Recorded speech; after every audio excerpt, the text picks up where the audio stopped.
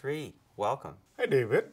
I found the best alliances are formed when there are long-term win-win interests based on trust.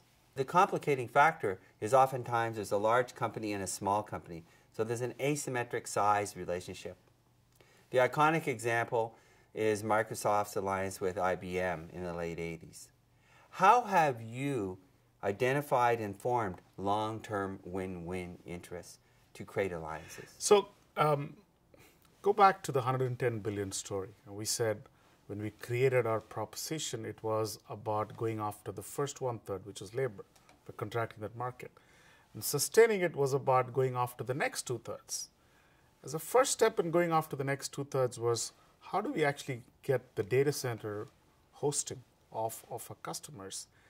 And that's a business that's been around forever. And it still was relatively new in the market. So what we really did was partner with a well-reputed, established brand name like SunGard. And SunGard and us have now a fairly deep relationship that goes over many, many years and many customers. And that was an example of how an alliance helped us enter a new market, establish credibility fairly rapidly in a new market. But I think the paradigm of relationships is changing. It's more, even if the company sizes and brand names are different and one is big and one is small, I think true sustainable alliances are built on equality. It's not equality based on company revenues or profits. It's about equality of what they bring to a relationship. Each party or parties bring a value to the relationship that is of importance and of strategic importance to the other party. Now, we started off with SunGard. Now we have many examples of successful relationships that have brought us to new markets, brought us to adjacent markets, so whether it's with Cisco or EMC or Microsoft. All of these are great relationships that are fueling our growth today.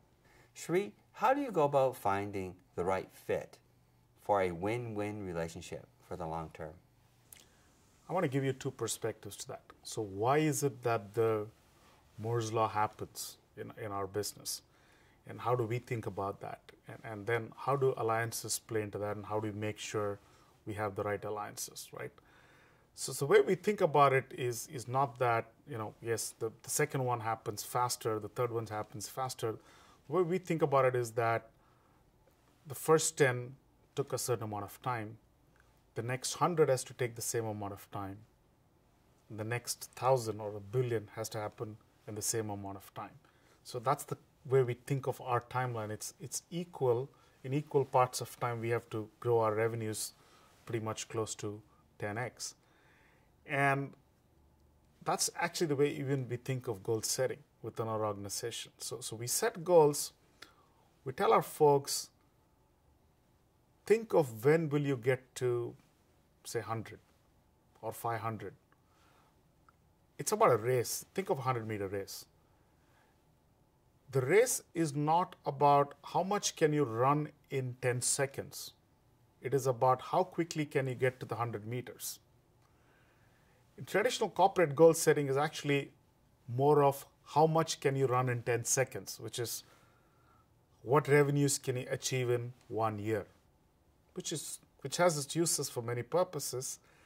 But if you think about it, the more powerful goal to set is how quickly can you run 100 meters in? So how quickly can you get to 100 million or 100 customers or 10 alliances? So we kind of think of our goal setting backward. So by thinking of customers and customer acquisition and revenues that way, our whole ecosystem multiplies, and hence the need for partnership multiplies. But to your second question of what makes partnerships more sustainable, how do we pick the right partner? Yeah, I think it goes back to the equality thing. The partner has to find something in us that is of long-term sustainable value. We have to find something in the partner that is of long-term sustainable value. There has to be a lot of mutual exclusivity to what we're doing. Having said that, I don't think there's any two companies in our industry that are truly non-overlapping businesses. There are going to be overlaps, and hence there are going to be zones of competition. So there's give and take. I think the real truth behind successful partnerships is much like a marriage.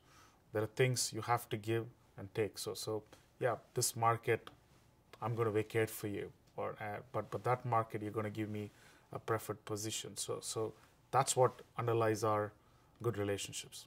Thank you, Sri. You're clearly applying a win-win approach to your alliance relationships. It is.